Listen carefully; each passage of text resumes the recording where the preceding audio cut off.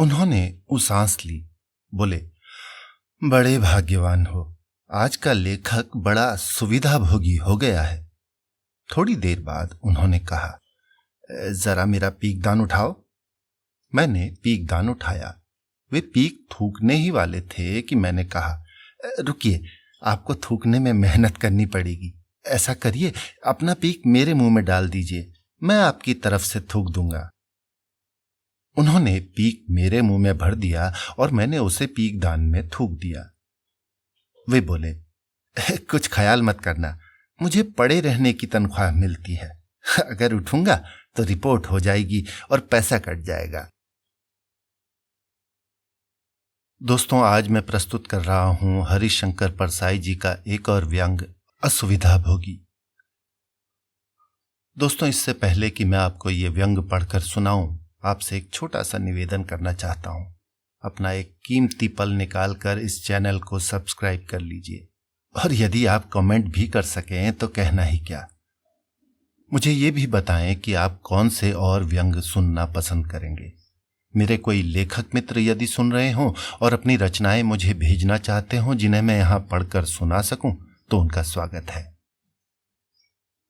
तो प्रस्तुत है हरिशंकर परसाई जी का व्यंग, असुविधाभोगी। साहित्य जीवी की आमदनी जब 1500 रुपए महीना हुई थी, उसने पहली बार एक लेख में लिखा, इस देश के लेखक सुविधाभोगी हो गए हैं, वे अपने समाज की समस्याओं से कटे रहते हैं।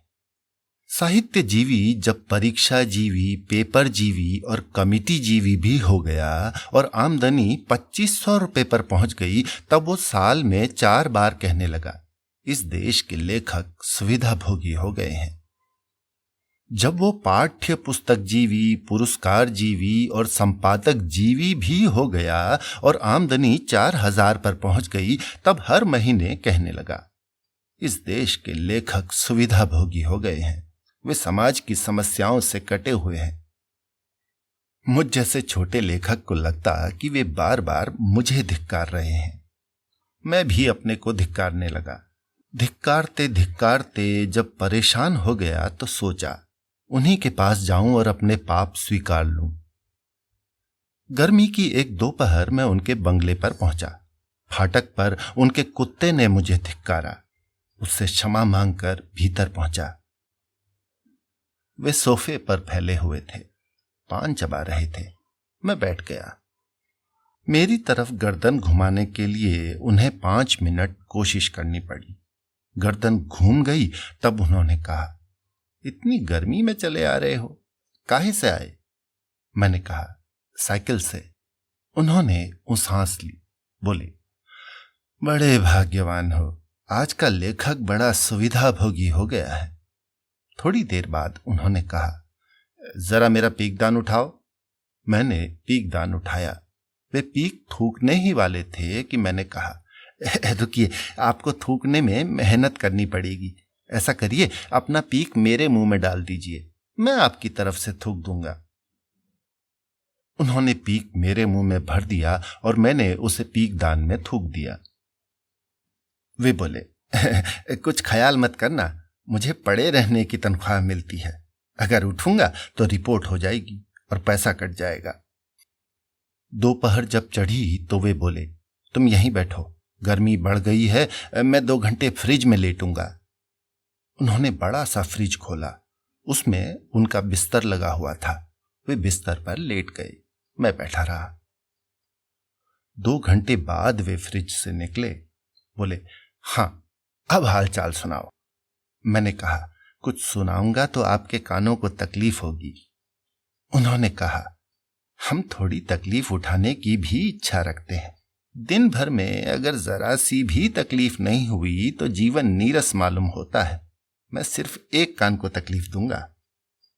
उन्होंने एक कान बंद कर लिया। मैंने कहा, हाल तो खराब है। अभी मैं बलिया की तरफ गया था। भयंकर अकाल पड़ा है। लोग सड़कों के किनारे मरे पड़े हैं। खिलाने वाला तो कोई था नहीं, लाश को उठाने वाला भी कोई नहीं है। आप जैसे बड़े आदमी एक सख्त वक्तव्य दे दें तो सरकार कुछ चेते। उन्होंने कहा, मुझे तुम इस मामले में मत डालो, मगर जो तुमने अकाल के बारे में कहा है वो फिर से कहो, वो बहुत प्रभावशाली है। ऐसा कहकर उन्होंने टेप रिकॉर्डर चालू कर दिया। मैंने अकाल की दुर्दशा का वर्णन खत्म ही किया था कि वे खिलखिलाकर हंस पड़े। बोले, इस रिकॉर्ड को दरख्वास्त के साथ भेज दूंगा तो चेक आ जाएगा। तुम बहुत अच्छी बातें करते हो, कुछ और सुनाओ। उन्होंने रिकॉर्ड चालू कर दिया। मैंने कहा, आंध्र में भूखमरी से त्रस्त एक मां ने अपने 4 बच्चों को अपने हाथ से मार डाला और फिर खुद मर गई। कैसे त्रास में जी रहा है इस देश का आदमी। वे फिर जोर से हंस पड़े। बोले, इस रिकॉर्ड को भी भेज दूंगा और पैसे आ जाएंगे। कैसी है मेरी हंसी? मैंने कहा, बहुत बढ़िया। अंतरात्मा के अतिशय उल्लास से निकली हुई हंसी है। वे बोले, बहुत अभ्यास करना पड़ा है। जब मेरी तनख्वाह 1500 रुपए हुई तभी से इसका अभ्यास कर रहा हूं। पिछली बार वाराणसी में छात्रों पर गोली दागने के समाचार पर मैंने जो हंसी की टिप्पणी दी थी वो सर्वश्रेष्ठ मानी गई थी और मुझे बहुत रुपये मिले थे। मैंने पूछा, इस तरह की हंसी से आपको रुपये क्यों मिल जाते हैं? इससे किसका लाभ होता है? कौन रुपये देता है? उन्होंने कहा, ऐसी हंसी से सत्ताएं रक्षित होती हैं, समझे? सत्ताएं रक्षित होती हैं। तुम हंस सकते हो? मैंने कहा, मुझसे नहीं बनेगा। उन्होंने कहा, सुविधाभोगी हो ना, हंसने तक की रिस्क नहीं लेना चाहते। मैंने कहा, अमुक पत्र का संपादक ऐसी सामग्री छाप रहा है जिससे सांप्रदायिक दंगा भड़क सकता है, आप उसे रोकिए ना। उन्होंने कहा, मुझे तुम इस मामले में मत डालो। उस पत्र में मेरे जन्म दिवस पर मेरा पूरे पृष्ठ का रंगीन चित्र आने वाला है। उन्होंने अंगड़ाई ली। बोले, एक काम करो, मेरा पड़ोस के मकान में मेरी रखेल रहती है, जरा उसे बुला लाओ। मैं उनकी रखेल को बुला लाया। उन्होंने मुझसे कहा, तुम बैठो, कुछ चिंतन करो, मैं जरा बेडरूम जा रहा हूं। मैं चिंतन करता रहा। वे बेडरूम से लौटकर फिर सोफे पर फैल गए। मैंने कहा, आप कहते हैं लेखक सुविधाभोगी हो गया है, वे कौन लेखक हैं? वे बोले, तुम और तुम्हारे जैसे लेखक सुविधाभोगी हो गए हैं, तुम्हें धिक्कार है। मैंने पूछा, और आप?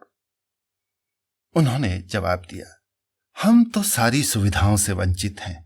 हमें पैदल चलने की सुविधा नहीं है, कष्ट उठाने की सुविधा नहीं है, दुखी होने की सुविधा नहीं है, ईमान की बात कहने की सुविधा नहीं है, सच बोलने की सुविधा नहीं है, किसी को नाराज करने की सुविधा नहीं है, संघर्ष करने की सुविधा नहीं है, खतरा उठाने की सुविधा नहीं है। अरे हमें तो अपना पीक खुद थूकने की सुविधा नहीं है। ये सारी सुविधाएं तुम जैसों ने हथिया ली हैं।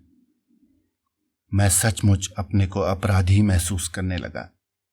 मैंने कहा, आप कहते हैं लेखक समाज की समस्याओं से कटे हुए हैं, वे लेखक कौन हैं? जवाब मिला, तुम और तुम्हारे जैसे। मैंने पूछा, और जुड़े हुए कौन हैं? वे बोले, मैं समस्याओं से जुड़ा हुआ हूं। मैंने पूछा, आप कैसे जुड़े हुए हैं? उन्होंने कहा, ये तो तुमने अभी देख लिया। तुमने अकाल की दुर्दशा की बात की तो मैं फौरन हंसा। कोई देर की मैंने? कितनी निकटता से जुड़ा हुआ हूं मैं। तुमने उस मां की बात की तो मैं एकदम हंसा। 1 सेकंड की भी देर की? तुम्हें रोने में कम से कम 1 मिनट लग जाता और तुम समस्या से कट जाते। मुझे हंसने में 1 सेकंड भी नहीं लगा। समस्या से तुम जुड़े हो कि मैं? मैंने स्वीकारा, आप जुड़े हैं।